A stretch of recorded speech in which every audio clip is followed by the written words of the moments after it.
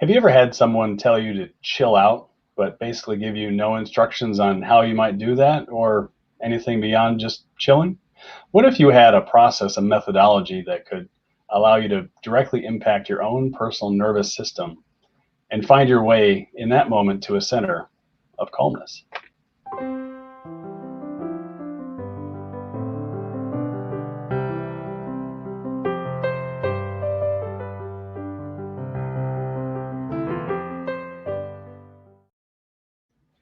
Good evening, everyone, and welcome back to another episode of Center of Calmness. Tonight, we're blessed to have Lenora Colarusso with us. Welcome, Lenora. Welcome. Thank you. Thank you Thanks for for having joining us. me. How are Thanks things, for if I having might me. ask, with you in Jersey over there? Everything is great. I am sitting in my yoga studio in my home in Hillsborough, New Jersey, on 17 acres in peace and serenity. So it's very That nice. is completely awesome. A personally manifested center of calmness all to yourself. I did manifest this whole thing. Not bad at I all. did. Not bad at Hmm. all. Love to touch on Yes. that at some point while we have you here with us. Okay. But just in general, though, it sounds like you probably have very little impact from all of the economic and political and viral waves that are passing through the country right now, and that's great. Yeah, I my son calls me the Kumbaya queen because I don't want to add to any negativity or escalation. So I'm in my own little bubble here. That is true. And there's a lot on the outside. Don't let it fool you. I do have 5 children and they all have their beliefs and my husband, but I choose to keep peace within me. So it's my That, choice. So I that's huge, choose and that. that's really quite a gift. I think most of us are definitely and dramatically impacted by all these outside forces, either within our own family or in our workplace or wherever we have to go. But if you set it up, whether you have a yoga studio all your own, manifested on such a large plot of land, that's awesome. But what's cool about all these solutions when we talk about making our way to the center of calmness is that it's all about the game within, much more than it is the environment and the surroundings. And I think Hmm. that's really how we met, right? The concept of center of calmness seems to work well with some of the personal training as well as the yoga that you practice. Hmm. I am an RN holistic health coach. So I will just touch a little bit upon my story because you had asked about any techniques for restoring calmness in the body. And I am preaching restorative yoga. And that is one aspect, but it is huge, huge aspect of the quote unquote medication that I use to help soothe me, calm me, help my PTSD from my trauma in my life. And it has been a really huge part of it. I mean, food is definitely a big foundation, my exercise, my walking nature, my water, sun, everything like that, quality sleep. But this is something that anybody can do. It doesn't have to cost you money. But it's probably one of the harder practices to practice, but it's the easiest on physically. So for your audience that doesn't know restorative yoga, the elements of restorative yoga are warm, quiet, dark, still, and safe. So this is why my lights are kind of dim here. If I was practicing and teaching, the lights would pretty much be really dark. I don't play music. I don't talk that much. And we have tons of props to be comfortable. So I like to say, or actually Judith Hanson Lassiter, who's the queen of restorative yoga, says it's the art of doing nothing. And for people to do nothing, it drives them nuts.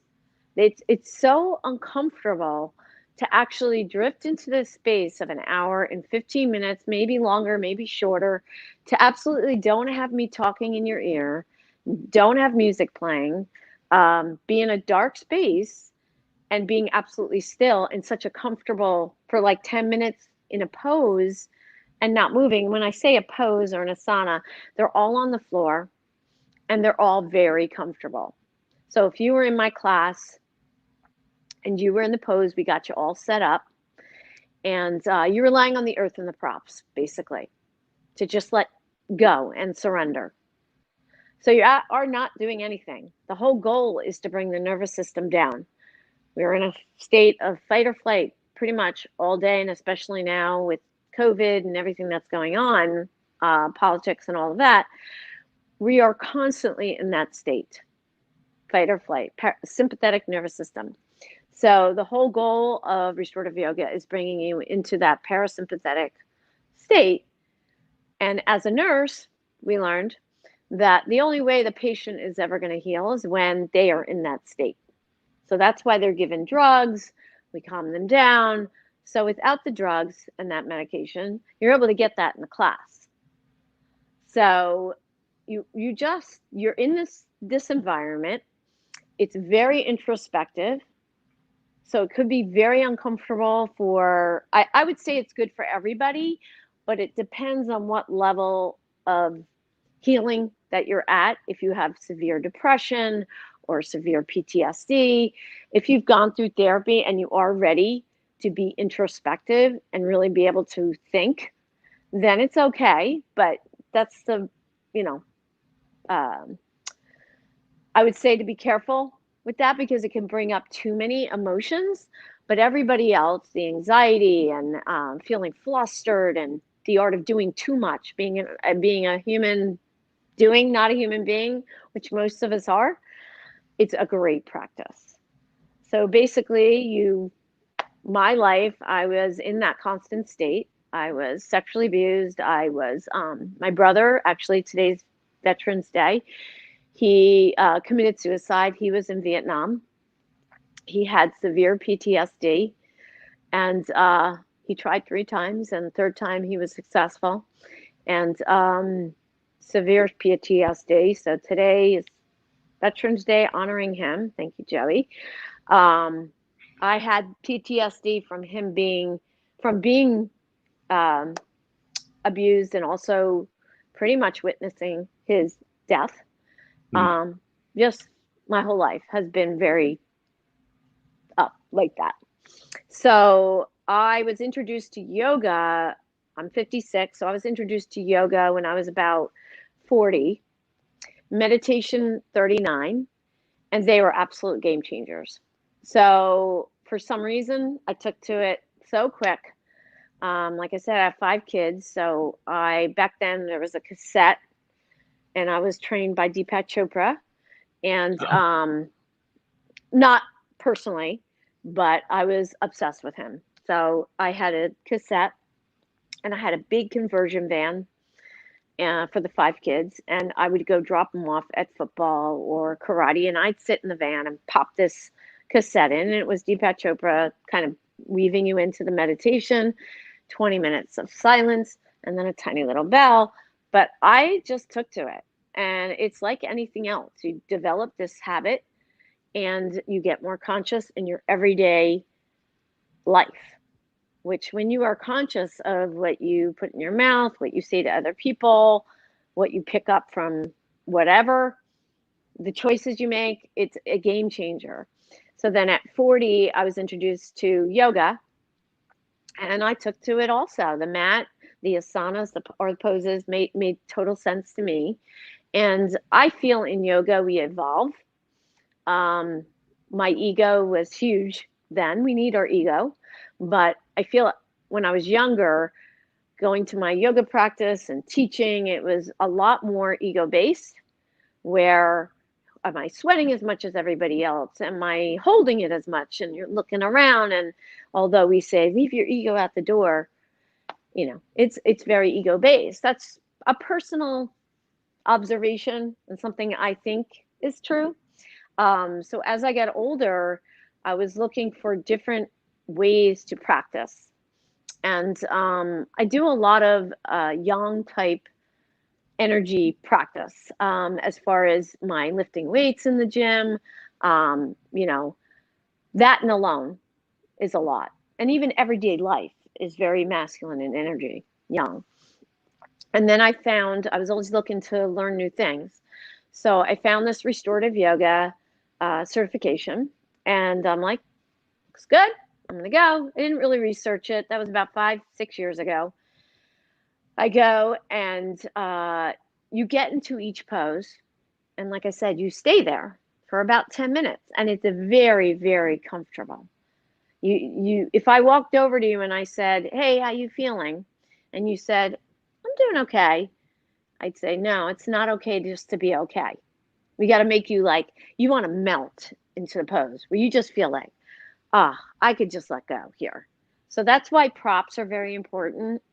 You can do it on the earth, but props really are great. And you also want blankets to keep you warm because your body temperature is going to go down as you are in the pose because you're not doing anything, which we are doing a lot, because if that makes sense, because if you're not a typical meditator, or if you think of meditation and you're sitting upright and your eyes are closed, if that just does not appeal to you, this practice is great too, because it's very introspective. There's nowhere else to go but inside. And the only thing I'd say a lot is come back to the sensations in your body when we're in the pose and your breath. Because we tend from second to second, minute to minute, we're holding our breath, we're breathing very shallow. Um, we are not making that connection to how your body feels. So I will say we're very disconnected from our bodies, especially women, and especially if you've been abused. So to make that connection, and it can be very uncomfortable. It could be Of very course. scary. Yeah, to be in this state of not doing anything, especially for type A people, where it's like, and I swear when I did the certification, I'm in the pose and my thoughts were going, I want to get out of here. This is ridiculous. I'm not doing anything. This is not doing anything for my body. I need to go shopping. I don't care if I lose money from the certification. I'm not coming back tomorrow. It was all those things because I wasn't doing enough. And that's the whole point of the practice. So you see, I'm Of course. pretty uppity. You see my personality. But people Yeah. who know me, well, if you go to my YouTube channel, I do have one. I have a few classes on there. You see my whole demeanor just boom, will go right down because I get into it just as much as the student does. And it's just the most beautiful practice. And what I want to do is to get younger people to start doing it, because I believe that I'm not saying it would have saved my brother completely. I'm not saying that, but I know that it would have helped to bring his nervous system down. He was constantly just, and I talk about experience too. I went through all those years of this trauma in my life and feeling like somebody was coming to get me. And I just want to say that people live like that every day. And eventually, I hate to bring bad news, but as a nurse too, eventually that will catch up to you. Whether it's a physical thing or a mental thing or a spiritual thing, it will. We can't take that that energy for that long. So this is a gift. And my students have said it's like putting gas in the tank once a week. I have a few people on camera just saying from young to old. I purposely did that. I have young, and then I have older people. I did teach in a school that was for all girls from ages 15 to like 17. I was a nurse there. I was practicing as a RN in the health office, and then I just weaved my way into teaching yoga. And it started out as an active practice, but then I felt like these girls did not need an active practice after all that day of learning at 4 p.m. They wanted to just let go and surrender, and they got it. I'm not saying that all of them, like a couple didn't fall asleep, but they needed sleep then. You Right. know what I mean? That's the first need that So, comes up, right? If you need emotional release, and that's what comes up. If you need to sleep, then and in my mind, right. that's actually better to just take a quick 30-second power nap and then keep going, right? Exactly. And this is why a lot of people will cry during the practice, because the emotions just are able to flow and come out. Because there's not me talking in your ear. Come on, everybody. Come on, we're getting in, warrior. And now, just a disclaimer, I am not putting down yoga. Yoga, all types of yoga is great. Um, but for me personally, and for a lot of people, they need this side too. They need the yin side. They need to come down. And having those emotions come out can be really scary, but they're needed, you know? Um, Absolutely. Yeah, me I not did want to ask. talking, having the darkness, like everything opposite of that is bringing up the nervous system. So if I had the lights up, if I had if it was too cold, you would be frigid, or you would be, your nervous system would come up. If we weren't still in the practice, that would bring up your nervous system too. And if you don't feel safe, of course, your nervous system is not going to be calm. I'm sorry, you were going to ask a question. Not naturally. Well, yeah, I actually was not wanting to interrupt because the flow that you have going is so good and you're sharing so much. So I really appreciate that. So I did want to Welcome. ask. Well, I wanted to first comment actually that you mentioned that not to want to bring bad news here, and actually, I really appreciate that you did, because I think that these practices are absolutely necessary and essential, especially in the modern life. And the tougher things get, the more essential it is to have a practice like yours, to, like you Hmm. said, to derev or just decelerate a little bit, find that sense of inner calmness, not just up here, right, but also throughout your body mind system. So I appreciate you Yes. bring that up, and a lot of it is just simply acknowledging that we are tense and have a lot of reasons to be tense, and it's not so much that we need to excuse those reasons, but we need to have a solution to deal with the tension. And this sounds completely perfect. Really like the analogy you mentioned earlier of melting into the pose, where you're just letting all those internal tension and blocks just flow into the ground or into the prop or whatever's working, and then it's only your own structure and your own energetic signature that kind of holds everything together, and that's really you, right? And the only thing left is yourself and nothing external. It's a really precious viewpoint that you brought there. I did want to Thank you. ask quickly, now that I made this long-winded comment, I guess, I did want to ask quickly about you had done yoga, you'd done Deepak Chopra meditation, and then you found the certification. We're going. At what point in the process, when you were learning the restorative side of yoga, did the light come on and you said to yourself, this is the answer I was looking for, that I needed and need to bring to the world now, as opposed to all of that other stuff that you had been training previously. Just not like you said, not knocking any other practice, because there's hundreds of practices out there. But Hmm. what made this real for you?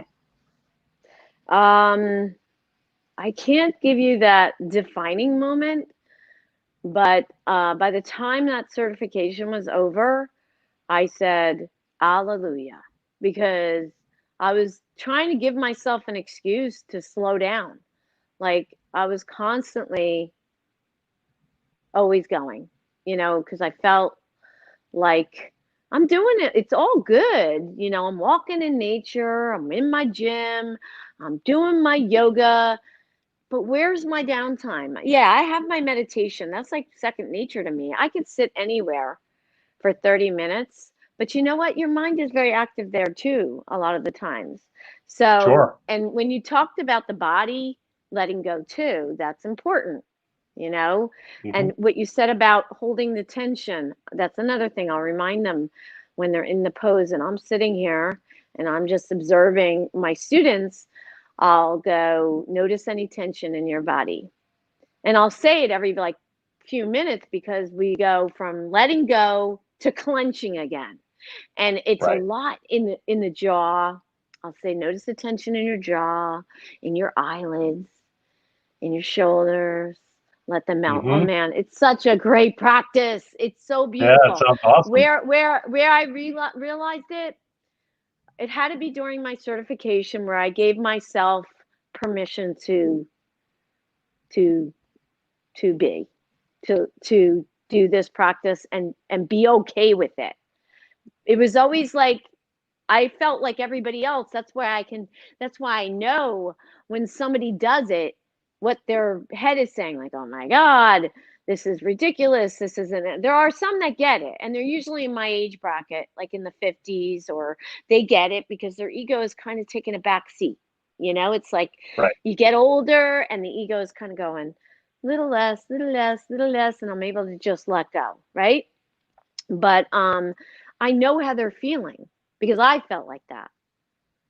But if they could just get it, and I give them those cues, and I just keep reminding them that it's okay to surrender, and it's okay to relax, and it's okay to let go. I'm hoping that they get it. I really do. I think it was during that time and giving myself permission, and it was like, hallelujah, thank you, God. Thank you. That's You huge. know? Yeah, Yeah. outstanding. Just that moment of epiphany where you realize that this is the answer Hmm. for the issue that you found. Is this became the solution? That's completely great. And I Hmm. wish I would have heard of this a little sooner. Right, that would be a great way to expand a bunch of other types of practice, and particularly if you have sort of, like you said, yang ways to generate relaxation through certain types of activity. And this, in my mind, is the perfect balancer as well, where it's not an either Definitely. or. It could definitely be an and, where you include your practice perhaps at the end of a something more vigorous, or even the more vigorous branches of yoga as well. Right. Hmm. I also want to add that I do a 20-minute Shavasana, which is the final resting pose at the end, which people like 20 minutes. You don't hear that. Like if your listeners know yoga, they go to a studio, they might get 5-10 minutes of Shavasana, but it takes 15 minutes for the monkey mind to kind of even settle down. So you get those Mm-hmm. last 5 minutes, and you don't have to worry about me disturbing you. You are in complete bliss by the time that 20 minutes is up. And I'll sit here and I'll just meditate and take a look, just make sure everybody's okay. And it's just a beautiful practice. It's just That, pure bliss. that's huge. Yeah. Now, as far as the monkey mind, which is I'm so familiar with that because it's so easy for our mind to get distracted, and all this multitasking that we're doing all the time. The mind is so all scattered everywhere. Do you have sort of a scripted process as part of the restorative yoga where not only are you training your students to kind of melt into the pose and relax the body, but do you have kind of like a program methodology for how you lead the mind as well, as far as where No, it should focus, and or do you leave it completely open for the student to no, explore? because I feel like the thoughts are there for a reason. I don't direct them at all because Okay. I want I know this sounds, but I remind them that your thoughts are there for a reason. And during this time, let your thoughts come in. Don't be restrictive on your thoughts. And you'll hear about in yoga practices, come back to your anchor. When the thoughts come in, I say go to a perch where I found was a description by somebody I had on my podcast, Josh Summers. He taught me yin yoga, which is another yoga practice, which is beautiful also.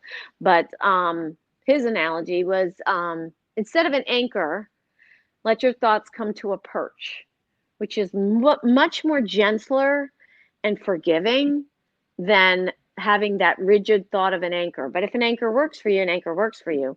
But I feel like you have to don't negate your thoughts. Like don't block them. They need to come in. And during this practice, you're allowing them to come in, and then you let them just sit on that perch like a hummingbird or a butterfly, and you let them kind of just fly away. That's the analogy I use when I'm teaching to make it more gentler and more forgiving.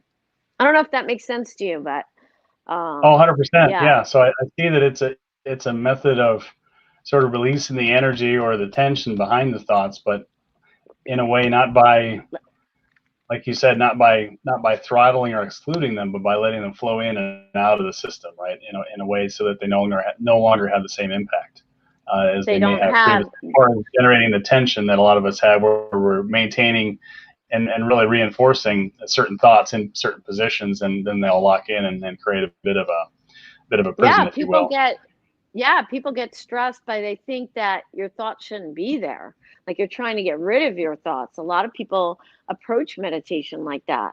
We're trying to get rid Sure. of thought. No, you're not. You're not. You're really not. Right. And I No, I feel like understand. we occupy our minds all day by not having those thoughts. They're not, you're blocking the thoughts that are supposed to come in to help you like solve things and use things, and by the things we do during the day. I know I'm a big TikTok person. I've got not a huge platform there, but I do a lot of things on there. And I'm on there a lot. I do a lot of things on there. I'm on all the social media things. I tape my podcast. I'm on podcast. I'm, doing. So the thoughts are not allowed to come in. So when I'm in the restorative practice, I'm allowing it. I'm allowing it.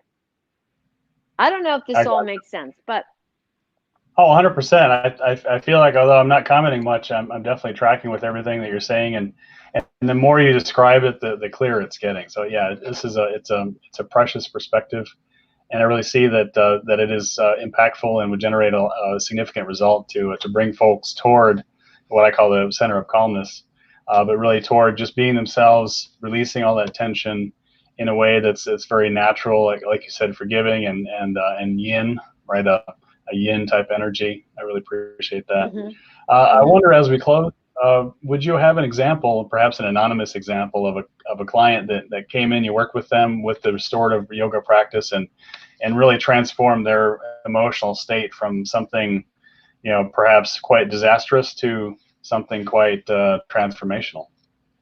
Well, I had said I have the two people that I had taped, a young lady who was about 17, and then an older Yeah. gentleman who's a prestigious lawyer here near us. And he's, I don't know how old, he might be in his 70s or whatever. But I had them on camera, and the young girl had severe anxiety, depression, and she had talked about, I just feel so much calmer when I leave here. I feel like I could tackle the day. I sleep so much better. So she was describing that. The older gentleman, I'm not remembering what he said on tape. It was like last year. But one day when he was leaving, he said, Lenora, I just got to tell you something.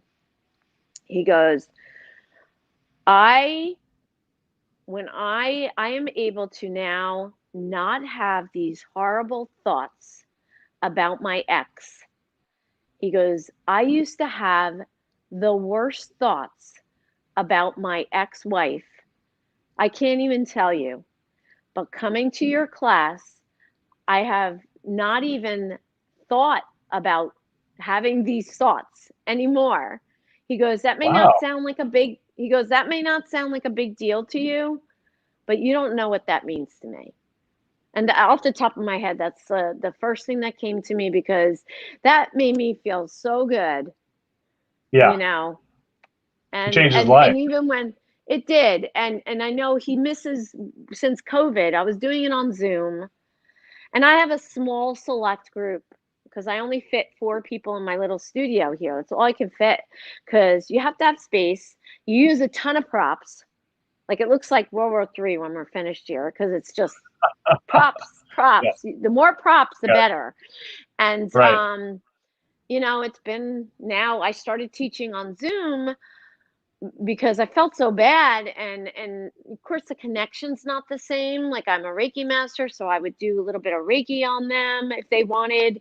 I have essential oils up here, and I do my essential oils, and can't do that over the Zoom. But he wrote me a beautiful letter and sent me this card and said, "You have no clue how much I miss this connection and being there, and just you reminding me to let go and surrender." And so you just never know who you're going to impact. And even if it's just one person, that flowers to other people. So if anybody wants Absolutely. to see what I do, they go to my YouTube channel. It's only the Zoom classes that I did. So they're not the best quality, but you'll get a taste of what it is and what I do. So, and they can That's awesome. contact me on my website if they want to work with me personally. And I'll show that here now. Your website at it's a new dawn nj.com. And let me repeat that again for Mm-hmm. those taking this in via audio only. It's a new dawn, DAWN, NJ.com. It's a New Dawn in New Jersey, I guess. Yep, I'm in New Jersey, but I would teach over Zoom, yin or restorative yoga. How often do you offer classes over Zoom? Well, right now I did classes for a while, but you know what? With classes, I don't do the regular classes anymore. I just have individual Oh, it's all personal one-on-one. clients Okay, now. I Yeah, got you. All right. because that's Well, not as, yeah, it was just too much. And I think I did about 7 or 8 or 9. I don't know how many I did over, and a couple yin. So you'll see a couple yin on there too. And I love yin too. Yin is great. So yeah, I'm also a nutritional counselor, personal trainer, Reiki master. I can send Reiki over the air, to you. oh Energy. wow. Okay, remote Yeah. energy healing. Hmm. Nice, very good. Okay, Hmm. so you have Reiki, personal training, Yin yoga, restorative yoga, essential oils, and probably 3 or 4 other Nutritional practices as well. counseling. Well, nutritional That, counseling, that's a big love of mine just because the foundation with food is everything to me. Like yeah, I could be doing this and restorative yoga, but if I'm not eating good energy food and good quality water and getting good sleep and all of that, and that all stems from your nutrition, um, yeah, that's huge. That's huge. absolutely. Yeah, the foundational practice behind all of this, right? Otherwise, none of this could really be accomplished. And that's a So, whole nother topic. yeah, absolutely. Yeah. Perhaps you let us invite you back to talk about that. Okay. Cool. All right. Well, Lenora, I really appreciate that you spent a few minutes with us. Actually, a lot more than just a few minutes. So thanks so much for joining and for sharing such wisdom and insight, and particular a little bit of a window into this restorative yoga practice, which I personally had not heard of before, and I think a lot of the others in the audience haven't either. So I really feel like you've enlightened us today. Thank you so much. Good. You're welcome. Thank you for having me. I appreciate it. Appreciate you joining. Namaste. Namaste. And for the Center of Calmness, I'm DK Warner.